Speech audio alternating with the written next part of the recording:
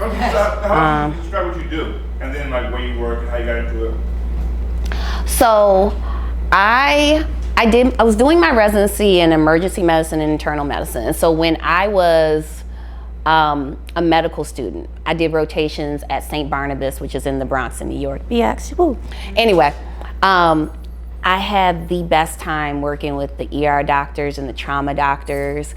And so I liked the flow of it. You were constantly on the go. You were constantly in the mix and doing things. And, you know, I saw crazy burn victims and traumas and dealt with a lot of psychotic people that were so special. But I had a really good time, and I felt like it was a great teaching opportunity. So I was just like, oh, I want to do ER. But I loved internal medicine because you literally are thinking constantly and you have the time. It's a little bit slower. So you've got the time to literally sit and just mentally go through, well, it could be this, it could be this. How does this relate to this? Are they two separate issues? Am I missing something? Okay, I need to take care of everything. So then I decided, oh, I want to do a dual residency. Well, because I am an osteopathic physician, so you've got two types of doctors in the country. You've got MDs and DOs. MDs are your allopathic physicians, osteopathic physicians are your DOs. And the founder of our form of medicine was an MD, and this was in the mid to late 1800s. But he felt like the way medicine was being practiced back then, which was we were doing leeches and bloodletting people, really wasn't working well. There was more to it, and then that's when he founded osteopathy. So to be a DO is a mix of both. Unfortunately, there were not many DO residencies for emergency medicine and internal medicine. I think at the time when I applied, there were only 10. So I got lucky.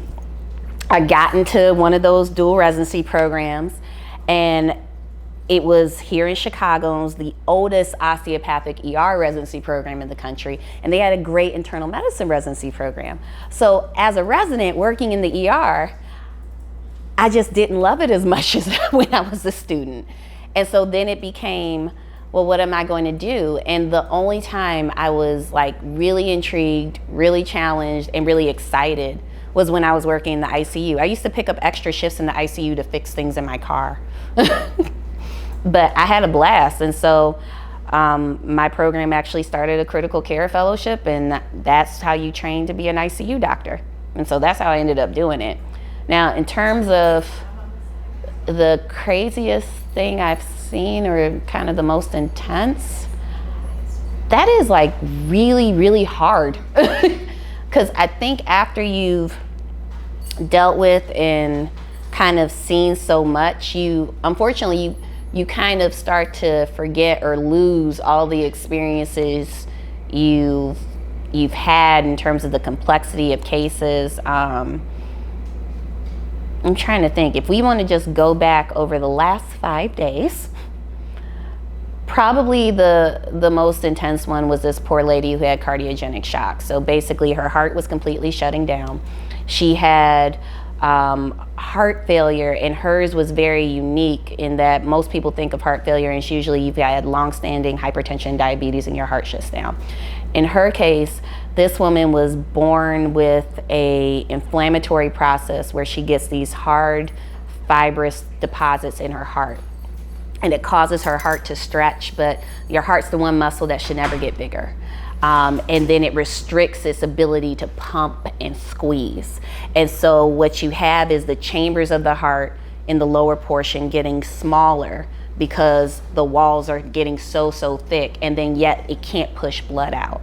So both sides of her heart, her left and her right side, were failing. And that led to her having increased pressure in her lungs. It led to her liver shutting down, and she just had a lot of complex things going on. It was honestly a very unfortunate case, but she had a absolutely wonderful support system, and she was at a place where she understood what was happening with her still, and it was good because we were able to keep her alive long enough so she could be with her family. So back to that first question I asked you, how many levels above RN are you, and what are the levels? So in terms of the levels, so nurses and physicians have a very different track. So most people can actually come out of high school and go straight into nursing school. And oftentimes, a lot of people within nursing have to actually go back to school to get their bachelor's degree. In terms of becoming a physician, you cannot go into medical school without a bachelor's degree. You cannot go into medical school without taking the MCAT, which is the medical college admissions test. So that is our standardized test to decide whether or not you're even capable of the course load and the complexity of medical school. So you have to have a bachelor's degree, have taken the MCAT, and have gotten a decent enough score where a medical school will decide they can handle this course load and we're willing to accept her. So you got 4 years of undergrad. Then after that, you've got 4 years of medical school. I was a little unique in the sense that while I was in medical school, I also went to business school, so that was 5 years for me. So when I graduated from medical school, I had my medical degree along with my master's in business administration, with a concentration in health and medical services.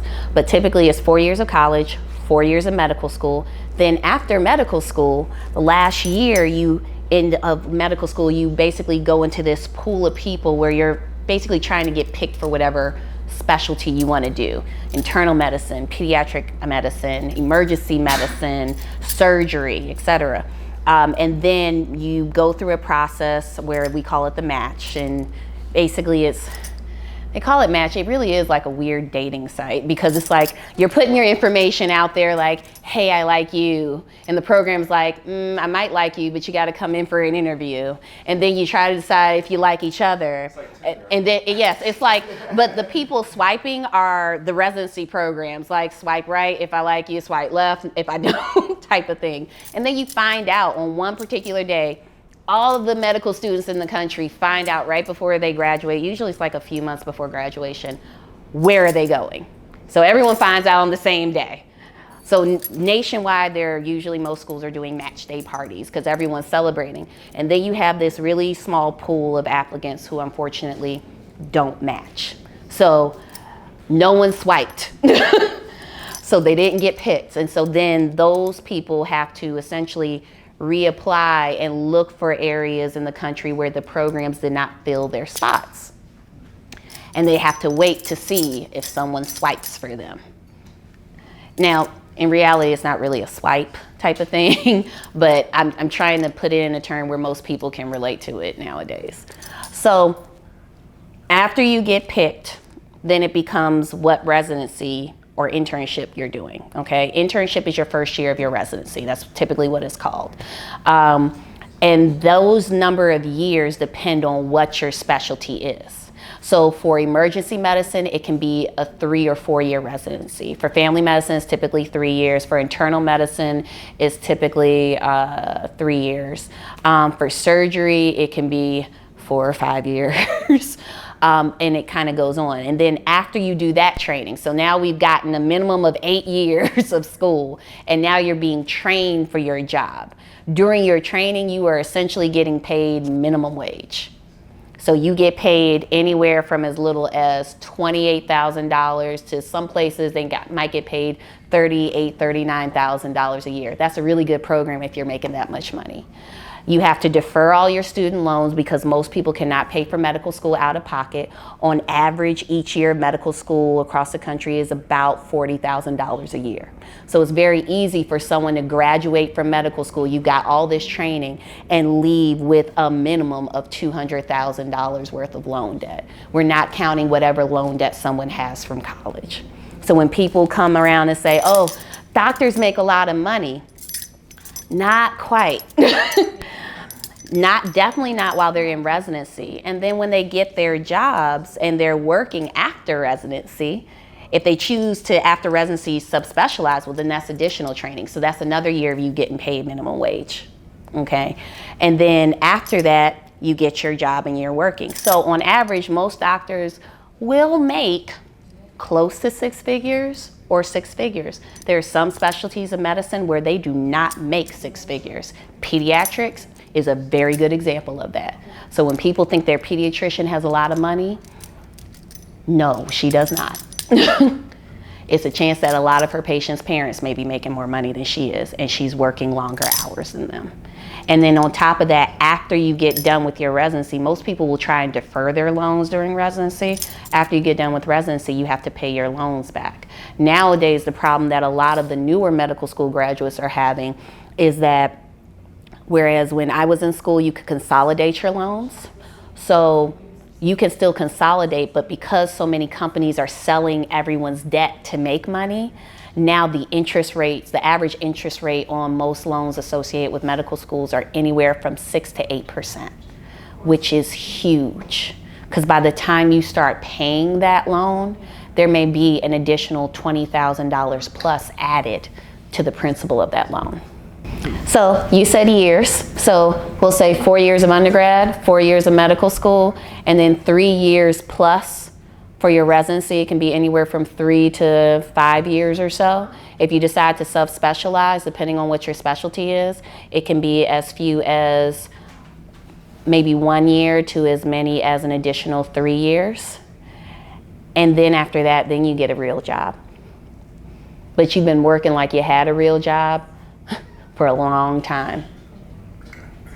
So when do you see the doctors that are making six figures and paying off their student loans and living a good life? Like, what? That sounds like a lot of work. Mm-hmm. So what's so appealing about it? Why is somebody going to go through 12 years of college? And that's why when people say doctors get into it for the money, most of us don't.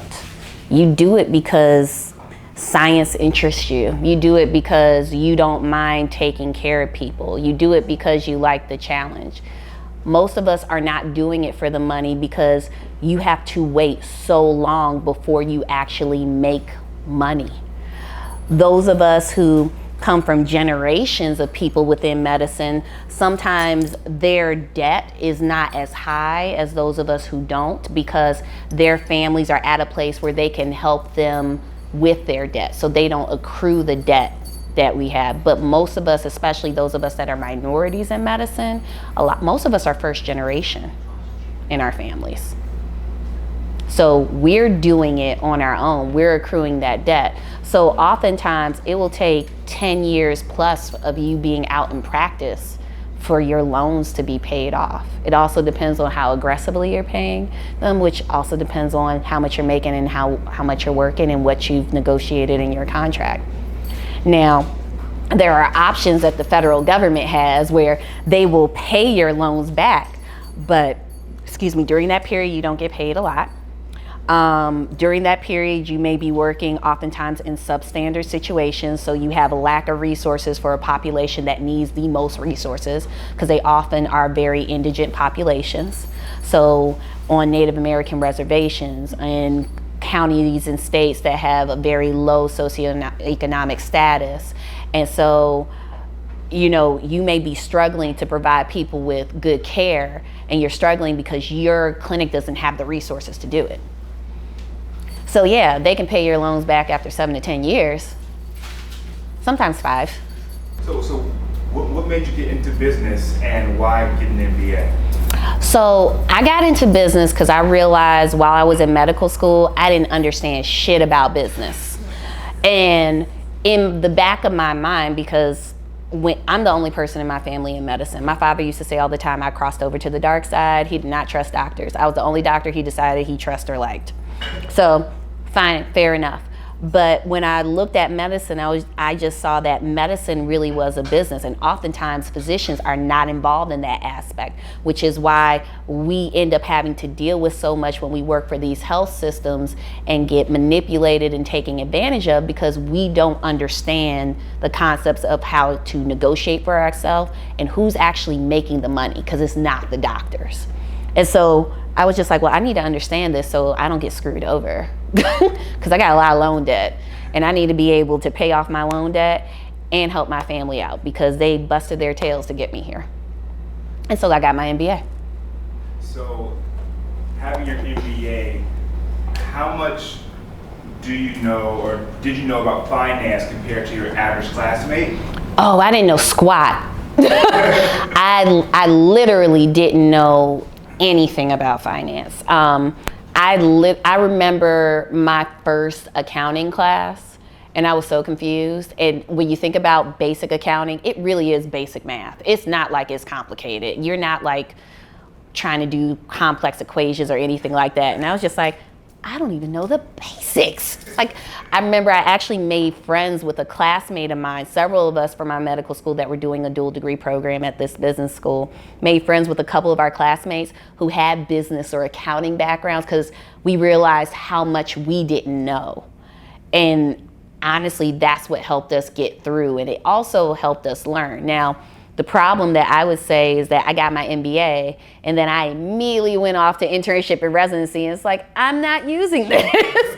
I spent like an additional year gaining all this knowledge. Well, really it was like 2 years, but you know, I spent all this time gaining all this knowledge, and I was like, I'm not using it. I haven't started implementing aspects of that training really until I was out practicing.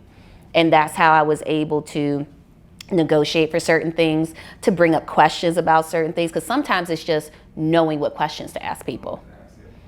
And it's like, well, why can't we do this? Well, explain to me what your structure is. What's your org chart look like? Who's in charge of this?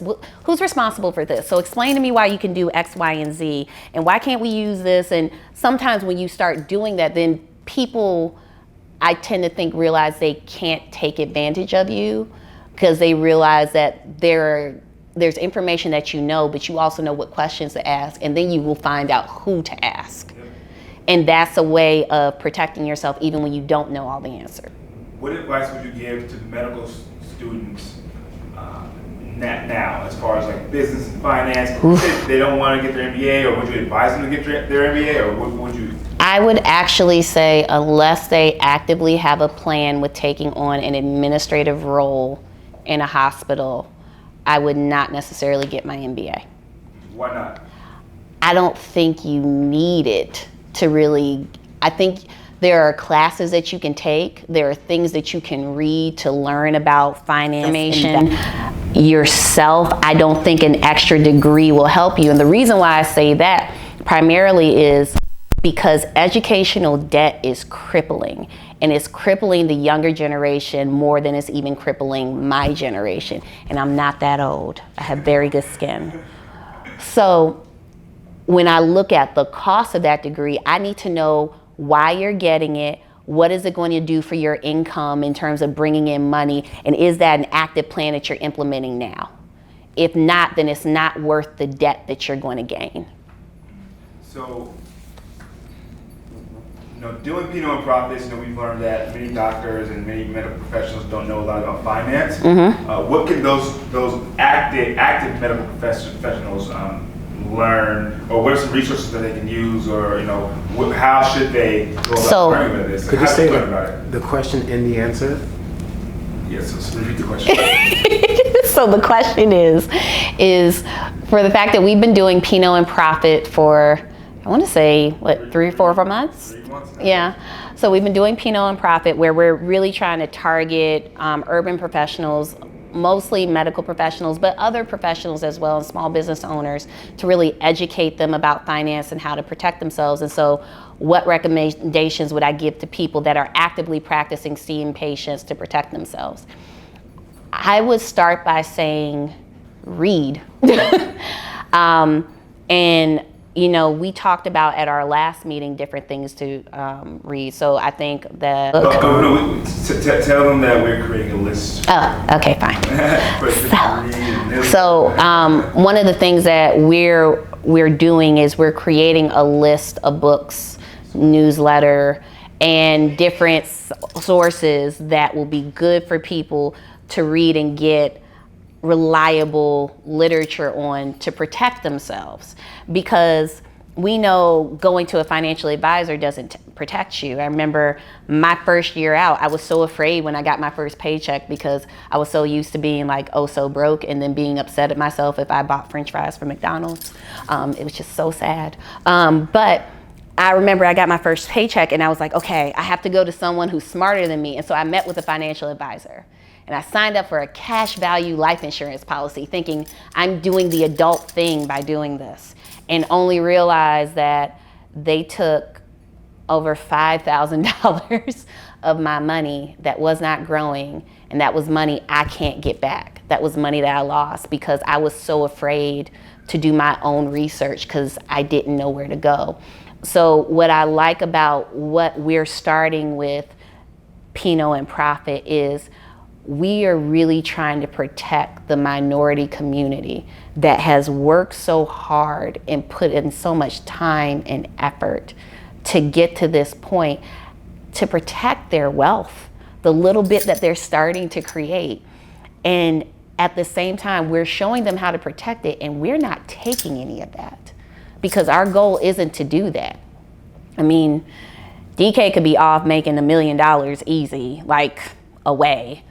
I wouldn't be making $1 million, but I could be working. I could be making a lot more clinically somewhere else. But this is a need that we saw because after he and I met and we talked about how people in our community are constantly taken advantage of, yet we're bringing in all the revenue in every sphere of business. It's like, okay, let's teach us how to do this right.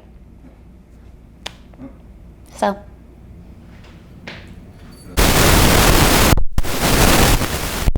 If you want to go to college, that's cool, but I think we're at a point in our community and financially with the cost of education that even at 18, even at 17, when most people are seniors in high school, you have to have a plan A, B, and C for what you plan to do with that degree because the cost is too high. And if you don't know, take your tail to a trade school where you can actually learn something to bring in a consistent income and then go back to college. College ain't going nowhere. It's not going anywhere. And you know, me personally, I have an 8-year-old niece. One of the things that we've done for her, or rather I did for her, was she has a 529 plan that can only go to college education. She's also got a UTMA account so that when she turns 18, if she decides, I don't want to go to college, all right, here's a lump sum to get you started. We will give you ideas about how to invest it and how to protect yourself, but here's a little something to get you started. Because when you look at other communities of non-color, that's how all of their children and their children's children got started. They set them up. So we've got to give them something to, it might not be a full step because I'm not rolling in dough like that, but it might be something to at least get her foot close to the door, to give her a path and an entryway that might not have been there before. So I think communities of color, particularly when you look at us historically, you look at people like Booker T. Washington, you look at people like W.E.B. Du Bois, there was a large push at a time for us to really get our education, to really learn to have that school. I mean, you look at the history of how historically black colleges and universities came to be. I mean, I went to a great one, Xavier University in New Orleans. That's right, #1 for getting people in medical school for well over 15 years. Woo woo, particularly black people, thank you. But I came to school with a distinct plan. I was going to be a biology pre-med major with a minor in chemistry. I was going to go to medical school. That was the plan. If you're not sure about what you want to do for college, wait. But don't just sit on your mom's couch and wait. Learn a trade. Learn something that can bring you income. Because then when you decide to go to college later, you've got a source of income while you're in college. That was the part that I think we lost. We got so focused on getting that education, which, hey, I love my education. I learned so much. But we forgot to tell people, how do you survive if you decide not to make an education? We got away from that. And college is not for everybody. Why put yourself through college if there is not a mental, emotional, and physical investment there? You have to be invested. So I'm Shani K. Smith. I'm a critical care physician as well as have my MBA. You can follow me on @Shani Shaman, that's and then SHANI SHAMAN on Instagram. And I look forward to hearing from y'all. Let me know if you need something.